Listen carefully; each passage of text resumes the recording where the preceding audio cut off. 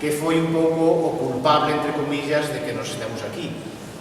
Porque foi no ano 93 cando Siro, que xa nos conocía cada un por separado, se lle ocurriu xuntarnos, propoñerlle tanto a él como a min o de xuntar o meu debuxo e os seus guións. E foi él quen nos animou.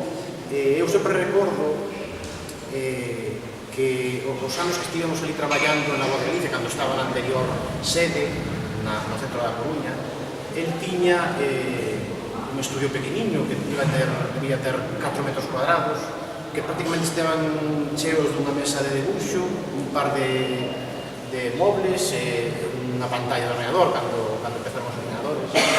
Eu sempre digo que, desgraciadamente, esta profesión non hai ninguna universidade, nin ninguna escola, nin ningún sitio para aprendela, pero nós tivemos o luxo e a oportunidade enorme de estar ali cando estábamos empezando no Correo Gallego, de poder compartir con él moitas tardes de consellos, de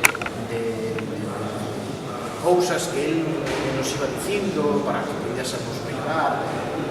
Eu digo que non hai ningún sitio para aprender o oficio, pero nós estudiamos na mellor universidade de demográfico que naquele momento se podía estar, que é traballando todos os días con Siro. Moitas veces poño a mesma comparativa que é como se a un rapaz de 18 anos de aquí do Razón de Ferrol lle din que vai a Masía a entrenar todos os días con Messi. Pois claro, non é o mesmo e seguramente terá tantas cousas que aprender de Messi que sería un soño para calquera futbolista. Pois para nós, eso se fixo realidade estando todos os días con Siro e a súa maestría, a súa generosidade. E quero acabar con un recordo que me veo a cabeza estes días botando a vista atrás, cousa que non nos gusta demasiado, porque isto de mirar atrás empezas a ver a mellor traballos que non te convencen tanto, porque claro, eras moi xoven e non tiñas o mellor ou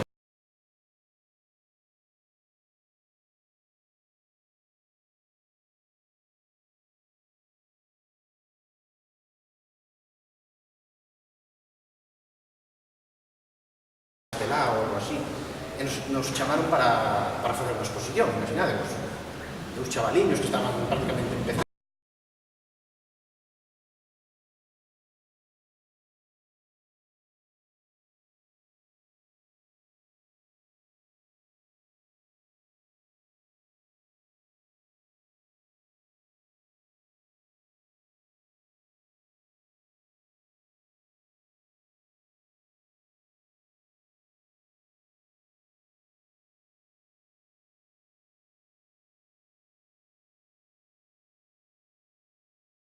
Iban realmente estaban mexando da risa vendo as viñetas.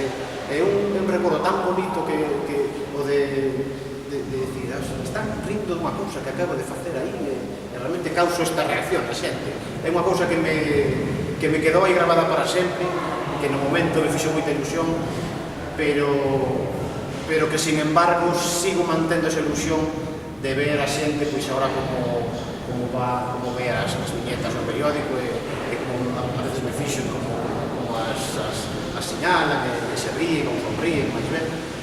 Co cal, eso, espero que indique que sigo manteniendo a ilusión para estar traballando, non sei se outros 25 máis, pero bueno, os máximos que se poidan.